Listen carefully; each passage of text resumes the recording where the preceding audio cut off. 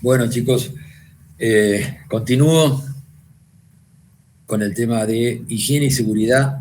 Oscar, hago Sí, una cuestión porque yo ahora me tengo que ir. Recuerden, simplemente recordatorio, esta semana no tenemos práctica, ¿sí? Semana que viene sí. En principio usted termina hoy toda la teoría, Oscar. claro, sí, sí. Hoy Perfecto. terminamos todo. El 8 de noviembre, en lugar del 1, va a ser el parcial, el segundo parcial, ¿sí?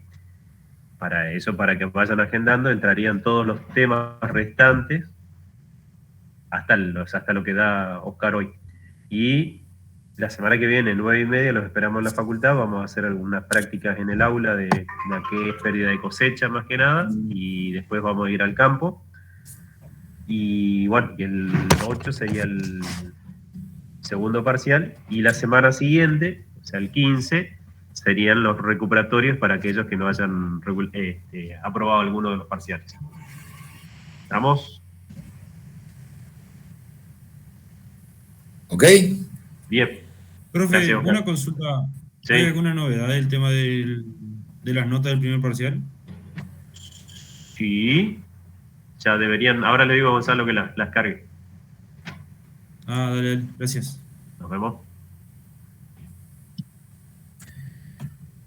Bueno, seguimos entonces.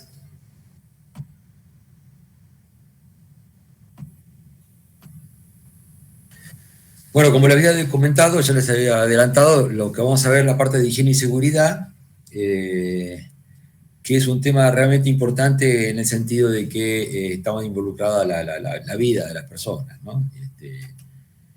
Así que realmente, y siempre los responsables somos, como profesionales, somos nosotros, de velar porque se cumplan las normas de higiene y seguridad en los trabajos.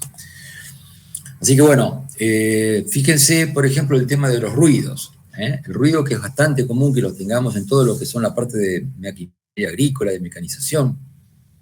El ruido es un efecto deleterio importante dentro de la audición, y ustedes sabrán probablemente de que el sonido se mide en decibeles. Y cuando se han tomado mediciones a nivel de trabajadores rurales, y se han hecho seguimientos después de que empezaron las RT y demás, se encontró que más del 60% de los operarios en maquinaria agrícola tenían problemas afectados por ruidos, o sea, por la exposición permanente a ruido. Como dice ahí, ¿no es cierto?, los periodos cortos de ruidos fuertes ocasionan pérdidas temporarias de audición, pero la pérdida aumenta con la edad, la pérdida de audición aumenta con la edad, y aunque no está bien demostrado, pero parece ser de que también es adictiva, o sea, aditiva, no adictiva, aditiva en el tiempo. Quiere decir de que una persona que está expuesta sucesivas veces a ruidos fuertes, termina con porcentajes de pérdida de audición, o sea, se transforma en lo que es un hipoacúsico, ¿no? Bueno, por eso es tan importante mantener niveles de ruidos aceptables. ¿Qué es un ruido aceptable? Por ejemplo, como dice ahí, entre los 65 y 85 decibeles, ahí es donde se producen los efectos de ruido, que si bien son tolerables, pero ya se producen efectos sobre el sistema nervioso. Por ejemplo, aumento de presión sanguínea, de ritmo cardíaco. Personas con problemas puede ser afectada, sobre todo cuando pensamos que una persona está expuesta durante 8 horas o más de tiempo del día ante un ruido como ese.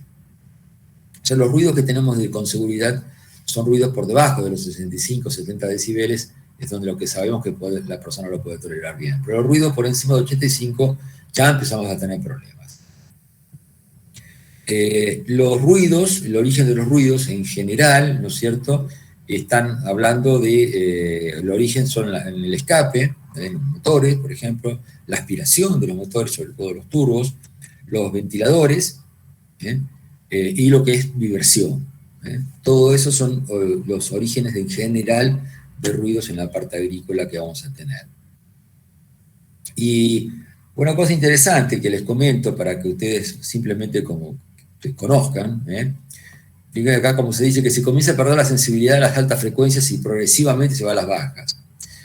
¿Qué quiere decir esto? De que en la curva en la curva que nosotros tenemos de sensibilidad auditiva, el oído, cuando decís que vas perdiendo paulatinamente la audición, no es que vos seas menos sensible en forma general, toda la curva desciende de sensibilidad. No, son tramos de la curva en la cual se va perdiendo. Por eso es tan peligroso, porque uno no se da cuenta que va perdiendo la audición. ¿Por qué no se da cuenta? Porque pierde porciones de la curva de audición. Sobre todo al principio en las frecuencias altas. Por eso de pronto hay personas que uno habla y la persona le dice, ¿cómo?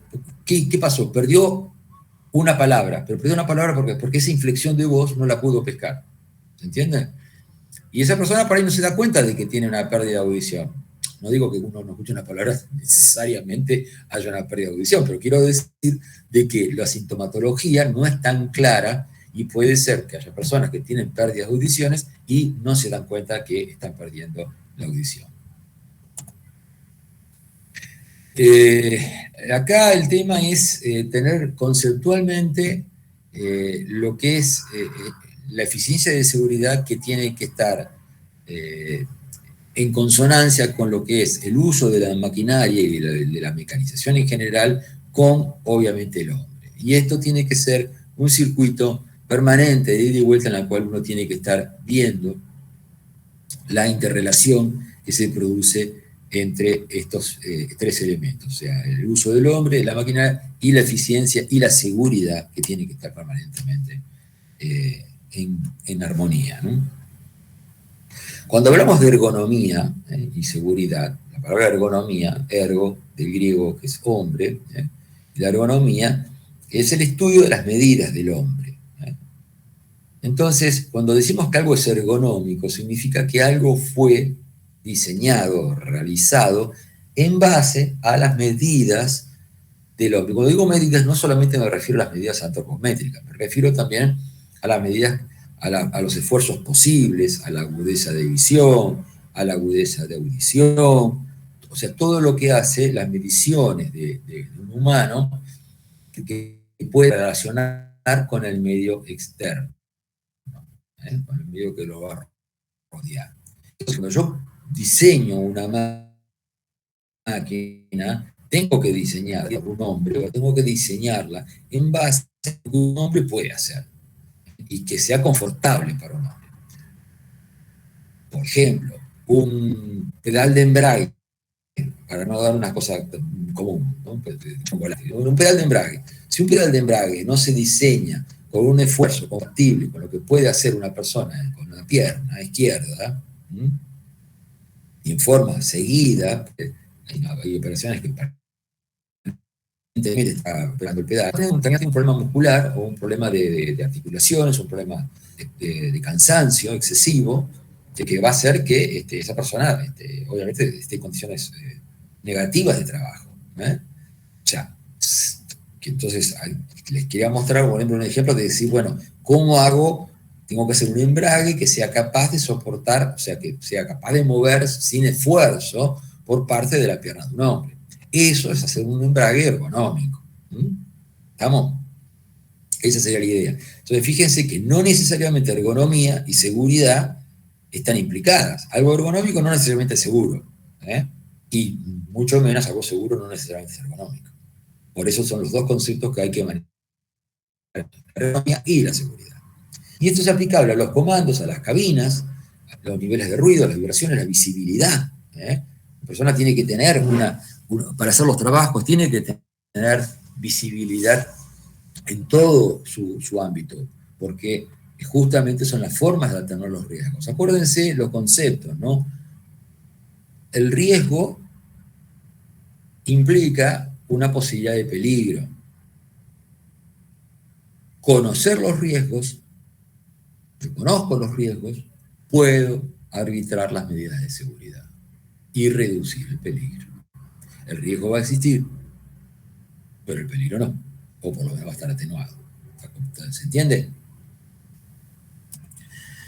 Entonces, por ejemplo, en tractores, las cabinas abiertas medidas aquí en Argentina estaban en 95 decibeles de ruido. Acuérdense que le dije que estaba en 65, 70, un ruido tolerable.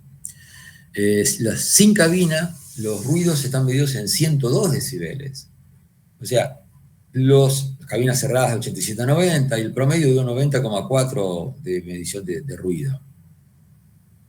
O sea, es una exposición de ruido muy alta para una persona que no necesariamente lo digo solamente por el tema de que pueda perder la audición a lo largo del tiempo. Es además el confort de trabajo. O sea, una persona cansada comete errores. Y no solamente errores de hacer mal el trabajo, va a cometer errores de su propia seguridad. El cansancio siempre es un factor que aumenta notablemente el riesgo. Por eso lo importante es que trabaje en forma confortable. Trabajar en forma confortable es no solamente cuidar al trabajador, sino además también es cuidar al trabajo, porque el trabajo va a ser mejor hecho, seguro. Entonces, fíjense ahí, hay una tabla en la cual está lo que les mencionaba, una persona con exposiciones a 70, 65, 70 decibeles puede trabajar 8 horas seguidas. Si aumento el nivel de ruido, empieza a reducir y hay que conceptualizar de medicina, en la cual nos muestra cómo una persona que se expone cada vez a niveles más de ruido debería tener periodos de descanso auditivos y de su cuerpo en general para poder mantener una respuesta de trabajo satisfactoria. ¿Qué medidas se pueden realizar para reducir el ruido? Bueno, los silenciadores, la mayoría de los tractores más antiguos, más viejos, los silenciadores no existen, son los tubos directamente de salida. El silenciador se rompió hace mucho, como no aparenta ser algo importante, no se te reponen, es realmente importante. Ajustar las puertas metálicas para evitar vibraciones. Y después tenemos las partes de lo que es para el conductor específicamente, ¿no? Que es una cabina aislada, la cabina que tiene buena insonorización, ya sea de cosechadora, ya sea de una picadora de forraje, ya sea de un tractor. Las cabinas tienen que tener los burletes en condiciones, tienen que tener las ventanas cerradas, por eso justamente la importancia del aire acondicionado. O sea, cuando uno habla del aire acondicionado, no es, bueno, primero que no es ningún lujo trabajando a 40 grados de temperatura, pero además de eso, el ruido, por ejemplo, saben que se transmite por el aire. Si yo consigo aislar la cabina de aire, normalmente lo que consigo también es aislarla de ruido. Y obviamente para eso necesito acondicionamiento de aire, necesito tener un aire que esté ingresando en la cabina en forma artificial. Así que las cabinas tienen que ser, como les digo, cabinas herméticas que consigan insonorizarlo, y justamente por eso también aparecen en todas las máquinas nuevas todos los sensores que avisan dentro de la cabina lo que está sucediendo con la máquina, cómo se está comportando el tractor, la cosechadora, la cortapicadora, porque teóricamente uno está prácticamente insonorizado, entonces no tiene el ruido como elemento de peligro o de irregularidad de funcionamiento. Después, ¿qué podemos hacer en otras situaciones? Bueno, podemos aislar a la persona. Se le puede colocar, por ejemplo, al tractorista o al operario rural, al tipo que está trabajando en una planta clasificadora, en una planta de acopio. Ustedes probablemente lo hayan visto en algún momento. Tapones de oído, en las farmacias, son baratos, o orejeras. Los que son con vincha, ¿no? O sea, que se colocan sobre la cabeza, y esos atenúan entre 20 y 30 decibeles de ruido.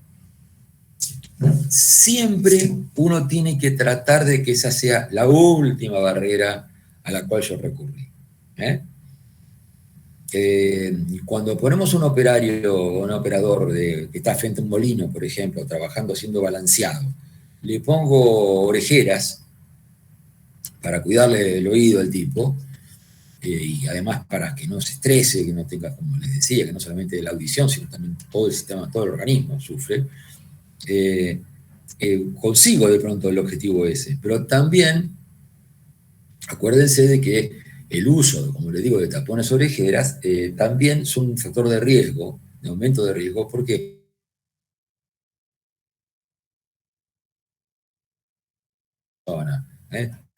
valgo un ejemplo grosero. Está por pasar algo, yo le pego un grito a un tipo para avisarle, y si tiene las orejeras no me va a escuchar. Entonces no le puedo advertir. Ni que hablar, bueno, con cualquier otra situación se le van a ocurrir a ustedes un montón. O sea que las orejeras o tapones, si bien son efectivos, siempre tendrían que ser la última solución, el último remedio, no el primero. Lo primero es atenuar la fuente de ruido, buscar cómo atenuarlo. Y si no tengo forma, bueno, entonces veré este tipo de opciones.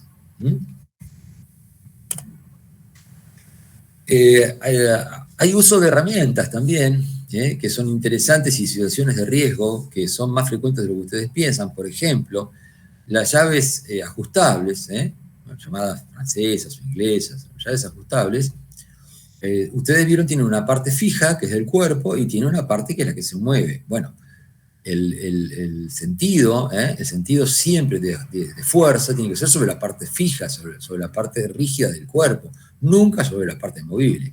A ver si se ve. Acá está bien el esquema, ¿no es cierto? El uso correcto de una llave ajustable es esta y no esta. Esta zafa. ¿Qué peligro puede hacer? Si estoy ajustando una llave grande, trabajo con torques muy importantes, estoy haciendo una palanca muy importante. Si se zafa una llave, la persona se estrella su mano de pronto contra la estructura metálica que estaba ajustando. Y ha aparecido rupturas de huesos, pero sin ningún problema. Y si no, lesiones que el tipo lo inhabilitan, ¿no? Después aparecen las situaciones de riesgo que uno tiene siempre que advertir con las personas. Por ejemplo, de los enganches, es muy común que uno se ponga atrás de un tractor para orientar el enganche del tractor con las herramientas. Obviamente esto nunca se debe permitir. Siempre el tipo tiene que estar afuera de la línea del enganche. Es altamente riesgoso. Se escapa el pedal del embrague, o el acoplado, o lo que fuere, y la persona está en el medio, bueno, y lo van a partir. O sea, son situaciones de muy alto riesgo. Lo mismo que yo les contaba hoy con los del chimango, recuerdan, las jaulas de seguridad, las poleas, todo lo que sea polea de correas y poleas tiene que tener una jaula protectora. La jaula protectora, ¿en qué consiste? Consiste en tener un recubrimiento de los elementos que giran, la polea, de tal manera de que si yo meto los dedos, o sea, permita meter los dedos, o si yo puedo meter los dedos no pueden. Esas son las protectoras en Flip.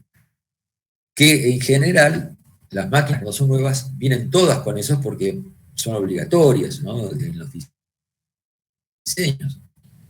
Pero cuando hay que cambiar la correa la primera vez, muchas veces hay que sacarla para poder cambiarla y no se vuelvan a colocar, porque son problemáticas para poner, porque se perdió el tornillo, por lo que fuere, no los colocan y quedó el elemento sin protección. Esas son las cosas que nosotros como profesionales tenemos que verificar y ver que se cumplan.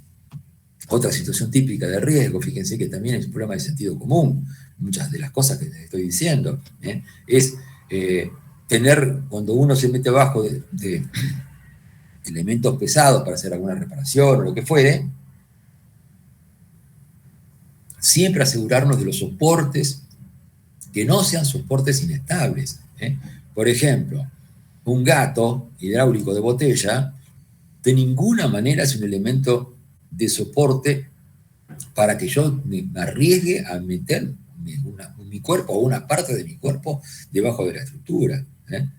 Hay que tener, el gato hidráulico puede ser un elemento sin ninguna duda súper útil para levantarlo, pero una vez que está levantado tiene que ser soportado por alguna estructura que sea lo suficientemente estable como para estar seguro de que eso ante un movimiento se puede caer. Y hay infinidad de ejemplos de este tipo, de gente que ha perdido la vida en este tipo de situación. Las reglas la presencia de niños no es compatible con las actividades rurales. No hay que colocar, bueno, los niños no deben trabajar, eso está por ahí, pero no tienen que estar dentro de lo que son las actividades rurales, porque tienen un alto riesgo y los chicos obviamente no tienen en general una de los peligros y de los riesgos que pueden ocurrir. Acá les decía, por ejemplo, que estamos hablando de lo que es el silenciador, los reemplazos del silenciador. Los silenciadores a lo largo del tiempo, las chapas dentro del silenciador se van oxidando, se van rompiendo. Esto hay que colocarlo nuevo. Luces de zapatillas, de los zapatos, por ejemplo. En todo lo que es la hay que utilizar zapatos de seguridad. ¿Qué son los zapatos de seguridad? Los zapatos de seguridad, hay infinidad de modelos, desde tipo zapatillas hasta tipo cuero, pero la principal característica que tienen es que tienen la puntera, tiene una horma abajo, un armazón por debajo, a veces de plástico, estática, que cualquier impacto, un fierro que se cae, o algo que no te va a permitir que te dañe el pie. Entonces, hay que utilizar zapatos de seguridad, que además son suelas adherentes, y no utilizar las zapatillas, mucho menos alpargatas, ¿no? Lo mismo pasa con los pisos. Fíjense, un tractor nuevo, por ejemplo, y tiene que tener pisos antideslizantes. Lo mismo para la subida de las escaleras. Los escalones tienen que ser rugosos. No tienen que favorecer el patinamiento y el resbalamiento de la persona. Y para subir y bajar de un tractor o de una cosechadora o de una sembradora o de lo que ustedes quieran, siempre hay que cumplir con la regla de los 3 puntos. ¿Qué es la regla de los 3 puntos? Tener 2 manos y un pie, o 2 pies y una mano como mínimo para subir o para bajar. ¿Estamos claros? La persona siempre tiene que estar agarrada como mínimo de 3. O sea, apoyada en sus 2 pies y una mano, o 2 manos y un pie, o mejor aún, los 4 puntos, obviamente, pero mínimo los 3 puntos. ¿Estamos de acuerdo? Lo mismo que para subir y para bajar. Tanto para subir cuanto para bajar, hay que bajar de frente a la máquina. Nunca hay que bajar a espaldas de la máquina. Porque si yo me resbalo, tengo la posibilidad de tomarme. Mientras que si yo estoy de frente, me voy a caer desde el suelo. Y hay máquinas que tienen una altura más que considerable. Esto es un ejemplo también de los mandos ergonómicos. Uno ve cómo está diseñada la manija que la puede agarrar, tomar con una mano, la diferencia de la distancia de una manija con la otra, las manijas de control, todo eso tiene que estar bien pensado desde un principio. Las luces, los tractores, como las cosechadoras, como las sembradoras cuando van de tiro, tienen que tener las luces de stop, las luces de posición, las luces blancas delanteras, tienen que ser no solamente para que la persona pueda ver, sino además también para que el resto de las personas que puedan estar eventualmente en el potrero o en las rutas y está transitando puedan verlo. Los esfuerzos, siempre enseñarle a la gente, los esfuerzos grandes, desde abajo hacia arriba, hay que hacerlos flexionando las piernas y nunca encorvando la columna, ¿no? La columna está hecha de vértebras y las vértebras al quedarnos inclinados se ponen en posición angulada, por lo tanto las presiones no son parejas y es donde se producen hernias de disco y lesiones lumbares, aunque no sean muy graves, pero sí por ahí invalidantes por varios días. Entonces siempre la espalda derecha y los esfuerzos grandes con las piernas flexionadas, que por otra parte son los músculos más fuertes del cuerpo. Los de las piernas, que son los que se deberían utilizar. Punto clave clave, fundamental, clave y fundamental, lo más peligroso, la toma de fuerza de los tractores. La toma de fuerza de los tractores, que es la barra que conecta la toma de potencia del tractor con el apero que sea, tiene que tener una protección, o sea, un caño de plástico que la cubre completamente y un capuchón, como ustedes ven acá, lo ven ahí, un capuchón que recubra la cruceta, la articulación donde uno engancha. Esta queda quieto, esto no gira, porque gira el eje metálico interno. Entonces, esto deben tenerlo todos los equipos. El no tener esto realmente es un riesgo altísimo, porque como esto está girando, es muy común que acá haya chavetas salientes, puntos, que uno no los ve porque está girando a 600 vueltas, 540 vueltas, está girando, no los ve. Cualquier cosa que uno se acerca de ropa acá, o un elemento que tengas en la mano, o lo que fuere, lo engancha, y si te engancha una toma de fuerza que está girando, normalmente no vas a aguantar el cuento, hablando claramente. Los accidentes son mayoritariamente, desgraciadamente, mortales, o como mínimo pérdida de una mano, pérdidas de brazos, son muy peligrosos. Y dada la cantidad de elementos que llevan tomas de potencia y el tractor que se utiliza muchísimo, son los accidentes los más frecuentes en el campo, son todos originados en tomas de potencia. Por eso, la protección en toma de potencia y protecciones homologadas, o de protecciones que estén autorizadas, que estén bien hechas. Siempre utilizarlo, es clave. El uso de indumentaria, nunca permitir el uso de ropa floja. Las bombachas de campo serán muy lindas, por ahí están de moda, pero no son, serán para el caballo, pero no son para trabajar en el campo, en todo lo que son las tareas de agricultura y de manejo de ganadería y de filote y demás. Hay que utilizar ropa ajustada, puede ser un overol, puede ser un jean, puede ser lo mismo con las camisas. Desde ya, nunca bufandas, no pelo largo, si quieren usar pelo largo, el pelo recogido, porque son todos elementos posibles de atoramiento y de atrapamiento por parte de cosas que giren. Los hidráulicos llevan más de 200 kilos por centímetro cuadrado. Si un hidráulico se zafa una tuerca a un hidráulico de una cañería y es el equivalente de una pistola 22, o sea, es un disparo, ni te digo si te agarran la cabeza, o sea, es altamente peligroso. Entonces, jamás tocar ningún hidráulico si no está sin presión, y no está descomprimido. Si están los sistemas en funcionamiento, no acercarse a tratar de hacer alguna reparación sobre sistemas hidráulicos, jamás. Las poleas, acá tienen un claro ejemplo, poleas sin la defensa, acá tendría que tener una jaula protectora, como les decía. Ven lo que sucede, cualquier acercamiento, las chavetas de las poleas o la propia correa atrapa y lo mínimo que vas a zafar es que te pierdas una mano o un brazo. Fíjense, esto es lo que me refería, ¿ven? Acá típico. Obviamente, la más mínima protección y encima chavetas que son alambres doblados, que son estos terriblemente peligrosos. Para eso existen chavetas de seguridad, que se llaman así, tienen una base redondeada, que igualmente esto no quita que no tengas la barra de seguridad, la toma a la toma, ¿no? La seguridad a la toma. Fíjense, los asientos de los tractores, los asientos viejos no tenían prácticamente nada, esta es la única suspensión. Los asientos nuevos, toda la suspensión, ya se los expliqué con los tractores y demás, la única suspensión que tiene el tractorista es algo de aire en la cubierta y fundamentalmente es el asiento. Por eso el asiento del tractor es, de los buenos tractores y los tractores actuales, es mucho mejor que cualquier auto.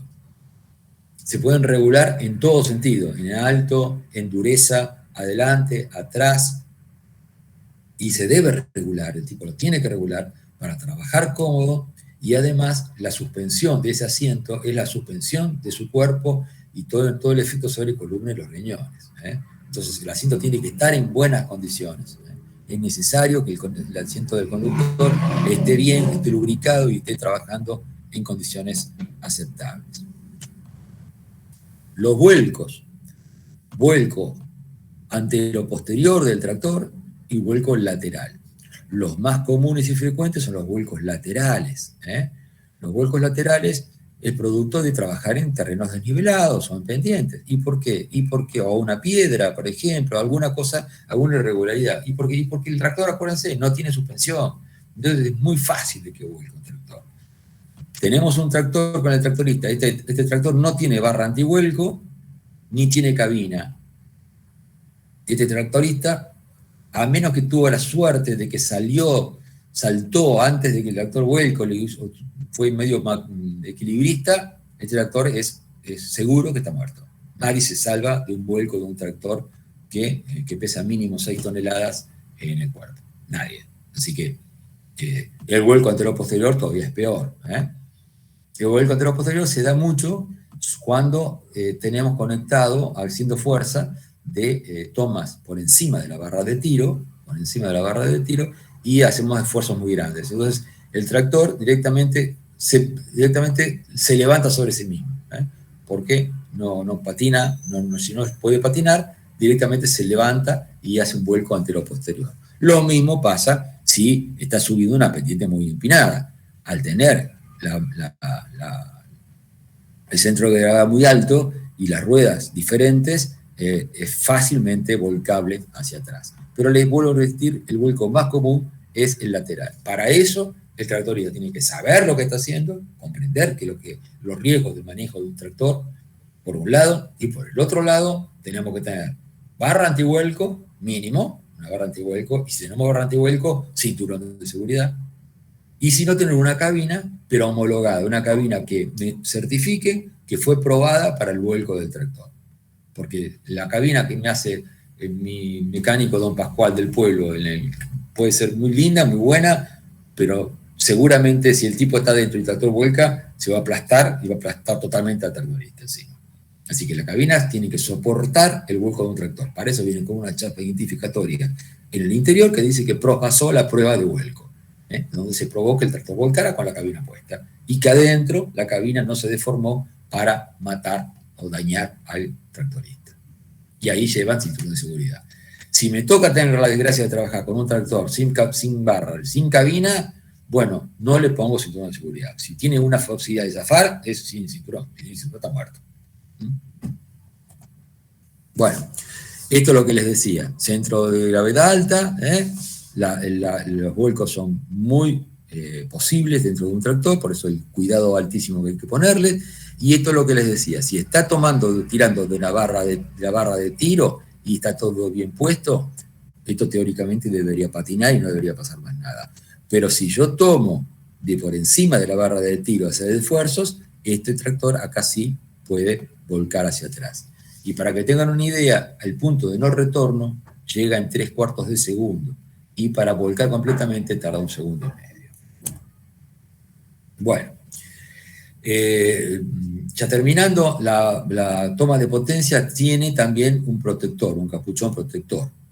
Lo mismo que ven, por ejemplo, que ven un cardan y ven la chapa protectora, que es lo que les decía, que cuando se hace la primera reparación de esto, muchas veces se la saca, no se la pone más, y la persona que va a hacer algo acá está expuesta a riesgos absolutamente innecesarios.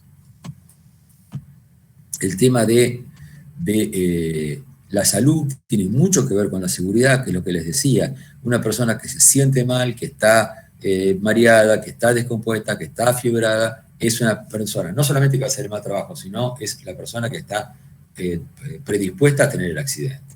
Los accidentes siempre se producen en general hacia el final del día. ¿Por qué? Porque están más cansados. Atrapamientos clásicos por no tener toma de fuerza cubierta.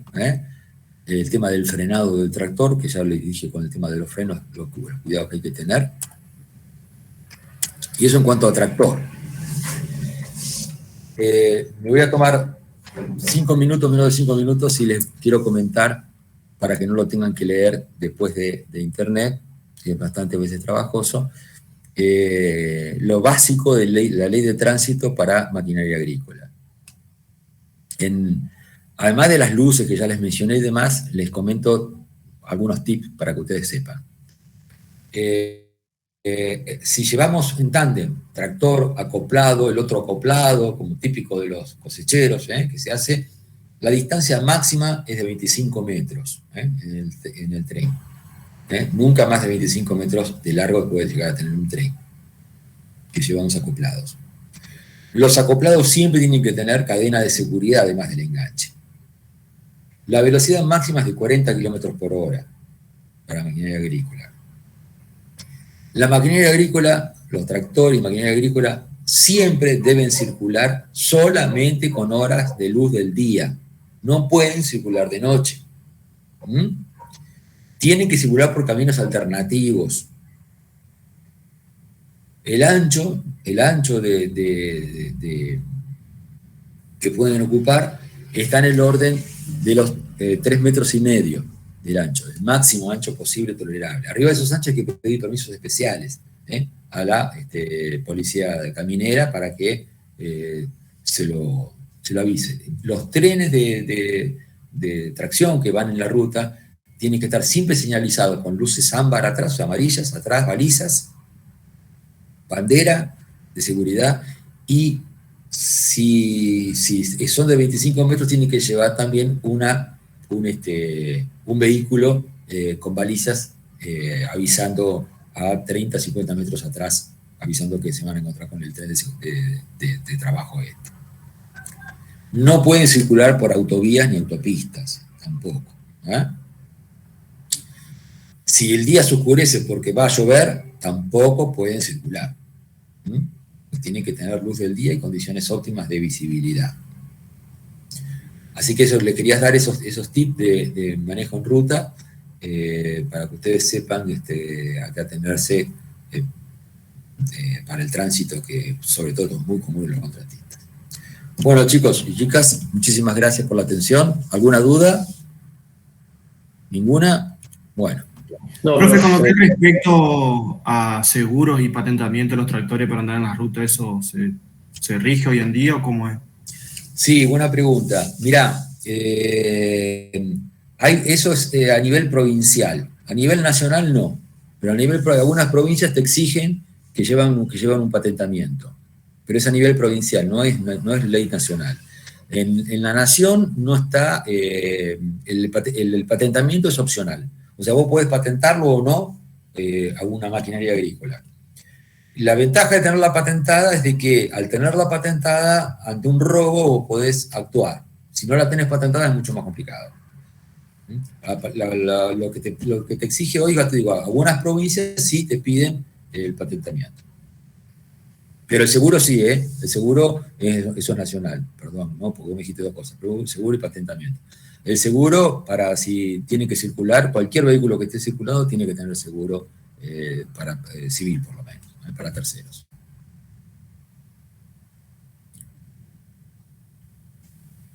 Perfecto, ¿Nada más? gracias.